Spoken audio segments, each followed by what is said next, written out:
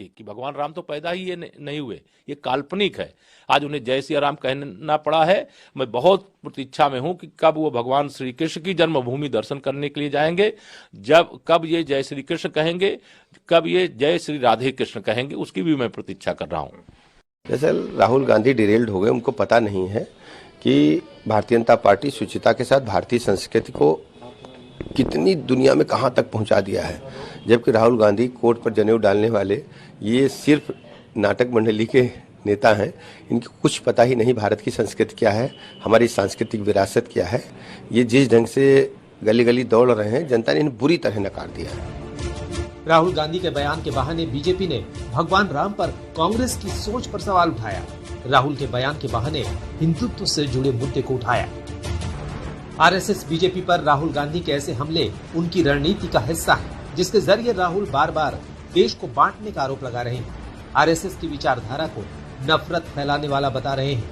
हालांकि सिर्फ बीजेपी नहीं, और दल भी राहुल गांधी के ऐसे बयानों पर सवाल उठा रहे हैं, ऐसी बयानबाजी को बेवजह बता रहे हैं।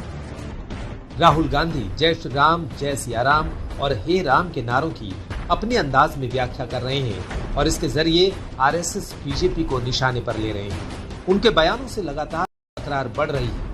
भारत जोड़ो यात्रा बढ़ने के साथ सियासत भी आगे बढ़ रही है। भोपाल से रवीश पाल सिंह के साथ आज तक ब्यूरो।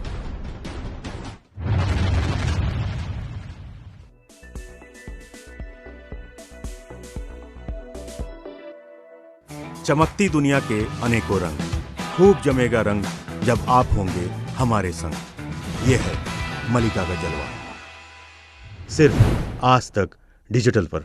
चमकती दुनिया के अनेकों रंग, खूब जमेगा रंग जब आप होंगे हमारे संग। ये है मलिका का जलवा, सिर्फ आज तक डिजिटल पर।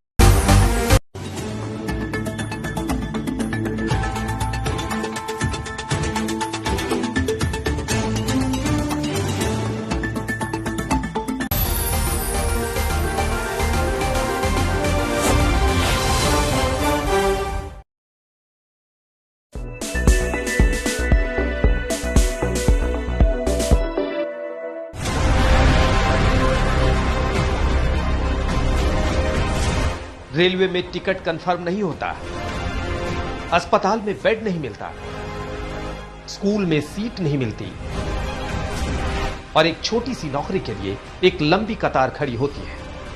वजह सिर्फ एक, आबादी। लेकिन जब ये आबादी सियासत की कसौटी पर उतरती है तो वो एक वोट बैंक में तब्दील नजर आती है और इसी वोट बैंक को हवा देते हैं देश के कई नेता। 40 साल के बाद माँ बाप ने मजबूर किया या कहीं फंस गए तो एक शादी कर ली, उसके बाद 40 साल के बाद बच्चा पैदा करने की सलाहियत कहाँ रहती है? तो कैसे उम्मीद रखते हैं कि वहां से इतने बच्चे बढ़ेंगे? तो जो लोग टाइम पे फर्टाइल जमीन के ऊपर आप जब मिट्टी डालोगे और दवा डालोगे तो वहां से तो धान ही धान उगेगा, खेती अच्छी होगी, लहान होगी, तरक्की होगी। तो उनको भी अपनाना चाहिए मुसलमानों के इस फॉर्मूले को कि अपने बच्चों को, जवानों को 20-22 साल में शादियां कराओ, लड़कियों का 18-20 साल की उम्र में शादियां कराओ, फिर देखो आपके यहाँ भी कितने बच्चे पैदा होते हैं। लेकिन 2 नंबर ही धंधा मत करो। ये है बदरुद्दीन अजमल। सियासत इनका पेशा है और मजहब इनका हथियार। धर्म की चाशनी में मुद्दों को भिगोकर जनता के सामने पेश करने की कला में महारत रखते हैं। बदरुद्दीन अजमल की भाषा, शब्दों का इनका चयन ये बताने के लिए काफी है कि उनका इरादा क्या है। इनकी निगाह में महिलाएं जमीन है, रिश्ते खेती किसानी है, बच्चे बच्चियां बीज और फसलें हैं। नेताजी नौकरी पर